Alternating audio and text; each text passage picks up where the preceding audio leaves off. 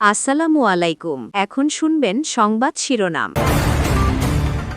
মধ্যরাত বা কাল ভোরে কাতারের এয়ার অ্যাম্বুলেন্সে লন্ডনে নেওয়া হচ্ছে খালেদা জিয়াকে। মেডিকেল বোর্ডের পরামর্শেই হচ্ছে সবকিছু, দেশবাসীর কাছে দোয়া কামনা। 10ম গ্রেড বাস্তবায়নের দাবিতে আজও মেডিকেল টেকনোলজিস্ট ও ফার্মাসিস্টদের অর্থ দিবস কর্মবিরতি পালন। রোগী ও স্বজনদের চরম ভোগান্তি। 3 দফা দাবিতে বিভিন্ন জেলায় কমপ্লিট শাটডাউনের প্রাথমিকের শিক্ষকরা। কোথাও কোথাও দপ্তরি ও অভিভাবকদের সহায়তায় পরীক্ষা নিচ্ছেন প্রধান শিক্ষকরা। পাবনায় নৈশ প্রহরীদের জিম্মি করে 5টি স্বর্ণের দোকানে ডাকাতি, তালা ভেঙে কোটি টাকার স্বর্ণ রূপার অলংকার লুট, জড়িতদের ধরার চেষ্টা করছে পুলিশ। আসসালামু আলাইকুম। এতক্ষণ শুনছিলেন সংবাদ শিরোনাম, এখন শুনবেন বিস্তারিত। মধ্যরাত বা ভোরে চিকিৎসার জন্য লন্ডনে নেওয়া হচ্ছে বিএনপি চেয়ারপারসন খালেদা জিয়াকে। কাতার সরকারের এয়ার অ্যাম্বুলেন্সে হযরত শাহজালাল আন্তর্জাতিক বিমানবন্দর থেকে রওনা হবেন খালেদা জিয়া সহ 17 জনের দল। এমন তথ্য যমুনা টেলিভিশনকে নিশ্চিত করেছেন বিএনপি চেয়ারপারসনের উপদেষ্টা এনামুল হক চৌধুরী। প্রতিনিধি দলে আছেন পুত্রবধূ শামিলা রহমান, 6 জন চিকিৎসক, 2 জন বিএনপি নেতা সহ 16 জন। দুপুরে খালেদা জিয়ার শারীরিক অবস্থা নিয়ে ব্রিফ করেন তার ব্যক্তিগত চিকিৎসক ডাক্তার এজএম জাহিদ হোসেন। তিনি বলেন, বিদেশি চিকিৎসকদের সমন্বয়ে গঠিত খালেদা জিয়ার মেডিকেল বোর্ড সর্বসম্মত সিদ্ধান্ত মোতাবেক এবং শারীরিক অবস্থার আলোকে কাতারের অ্যাম্বুলেন্সে মধ্যরাতে বা ভোরে লন্ডনে নেওয়া হবে খালেদা জিয়াকে। যাত্রাপথে প্রতিকূলতার মধ্যেও চিকিৎসা দেওয়ার ব্যবস্থা গ্রহণ করা হয়েছে বলে জানান তিনি। খালেদা জিয়ার সুস্থতার বিষয়ে আশাবাদ ব্যক্ত করেন তিনি। এ সময় পরিবারের সদস্যদের পক্ষ থেকে খালেদা জিয়ার সুস্থতা কামনায় দোয়া প্রার্থনায় প্রধান উপদেষ্টা, 3 বাহিনী প্রধান সহ বিভিন্ন দেশে কূটনীতিকদের প্রতি কৃতজ্ঞতা জানান ডাক্তার জাহিদ হোসেন। আমরা ইনশাআল্লাহ যদি সব কিছু ঠিক থাকে, আমরা কাতার রয়্যাল এয়ার অ্যাম্বুলেন্সের মাধ্যমে দেশনেত্রী বেগম খালেদা জিয়াকে আজকে এই মধ্যরাত্রির পরে অথবা আগামীকালকের সকালের ভিতর ইনশাআল্লাহ আমরা ওনাকে ইউকেতে অর্থাৎ লন্ডনে ওনাকে একটা নির্ধারিত হসপিটাল আমরা ঠিক করেছি, সেখানে আমরা ইনশাআল্লাহ ওনাকে নিয়ে যাব।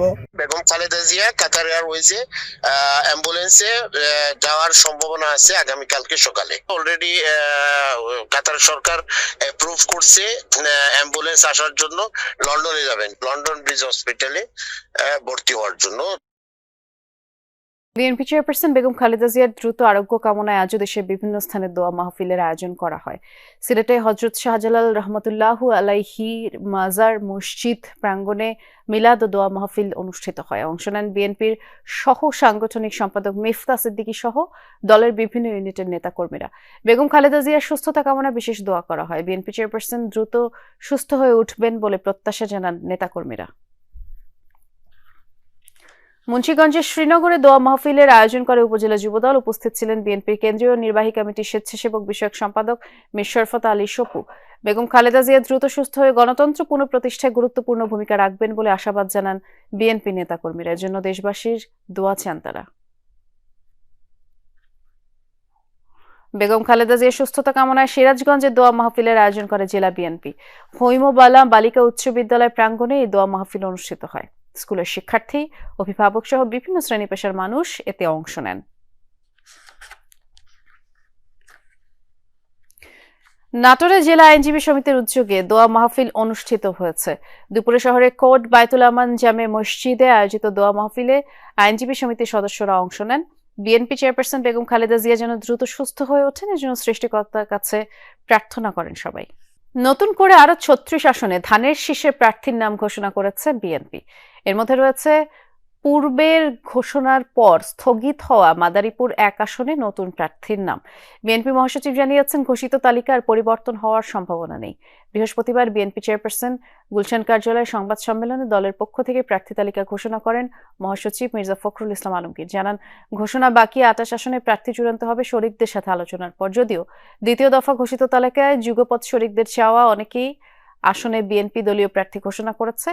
ঢাকা 18 বিএনপির মনোনয়ন পেয়েছেন এস.এম. জাহাঙ্গীর, ঢাকা 9 হাবিবুর রশিদ, ঢাকা 7 হামিদুর রহমান, ঢাকা 10 শেখ রবিউল আলম। নিয়ে রাত দিন কাজ করছেন দেশের মানুষ, প্রতিটি মানুষ।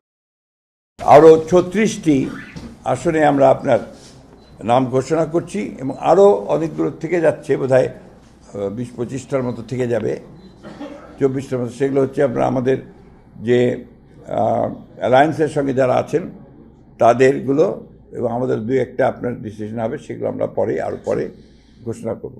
এই আসনগুলো তো আমরা নতুন দিলাম আপনার, আগে তো ঘোষণা করি। এগুলোর ব্যাপারে পরিবর্তনের সম্ভাবনা খুব কম। বাংলাদেশে শরীয়তের আইন চালু করতে ঐক্যবদ্ধ হয়েছে 8 দল। আল্লাহর আইন কায়েম করতে গিয়ে যদি জীবন দিতে হয় তাই করতে হবে। ময়মনসিংহে ইসলামী সমমনা 8 দলের বিভাগীয় সমাবেশে এমনটাই বলেছেন জামায়াতের নায়েবে আমির অধ্যাপক মুজিবুর রহমান। নগরীর সার্কিট হাউস মাঠে দুপুরে এই সমাবেশ অনুষ্ঠিত হয়। এতে 8 দলের কেন্দ্রীয় নেতারা অংশ নেন। সমাবেশে মুজিবুর রহমান বলেন, সামনে আদর্শের লড়াই হবে। মানব সৃষ্ট মতবাদ, জাতীয়তাবাদ জয়ী হবে নাকি কুরআন সুন্নাহর আইন চালু হবে তার পরীক্ষা হবে আগামী ফেব্রুয়ারিতে। সংসদ নির্বাচনের আগে গণভোট দেওয়ার দাবি জানান তিনি। সমাবেশে 8 দলের ময়মনসিংহ বিভাগের নেতাকর্মীরা অংশ নেন। শরীয়তের আইন অবশ্যই বাংলাদেশে চালু হবে ইনশাআল্লাহ। এই আইন চালু করার জন্য 8 দল ঐক্যবদ্ধ হয়েছে। এটার জন্য যদি জিহাদ করতে হয়, জীবন দিতে হয়, আপনারা কি রাজি আছেন? 10ম গ্রেড বাস্তবায়নের দাবিতে সারা দেশের সরকারি হাসপাতালগুলোয় আধা বেলা কর্মবিরতি পালন করেছেন মেডিকেল টেকনোলজিস্ট ও ফার্মাসিস্টরা। দেশের বিভাগীয়, জেলা, উপজেলা পর্যায়ে সরকারি হাসপাতালে এই কর্মসূচি চলে। এতে রোগ নির্ণয়, পরীক্ষা এবং ওষুধ বিতরণ কার্যক্রম বন্ধ থাকায় চরম ভোগান্তিতে পড়েন রোগী ও স্বজনরা। ফেনীর ষাটোর্ধ্ব রোশনা বেগম স্বামী হারানোর পর থেকে দুমুঠো খাবার জোগাতে এই বয়সেও মানুষের বাড়ি কাজ করতে হয়। 2 দিন আগে পড়ে গিয়ে বুকে ও পায়ে মারাত্মক ব্যথা পান। গ্রাম্য ডাক্তার এক্স-রে করতে বললে সকালে আসেন সদরের জেনারেল হাসপাতালে, কিন্তু বাদ সাধে টেকনোলজিস্ট ও ফার্মাসিস্টদের কর্মবিরতি। কাজ কাম করতে করি কে মানুষ আছে আসবো করতে আমার তারা কেউ নাই, ডাক্তার সব বদ্ধ। এমন পরিস্থিতি বহু রোগীর। সকাল থেকেই দেশের সকল বিভাগীয়, জেলা ও উপজেলা পর্যায়ের সরকারি হাসপাতালে কর্মবিরতিতে যান টেকনোলজিস্ট ও ফার্মাসিস্টরা।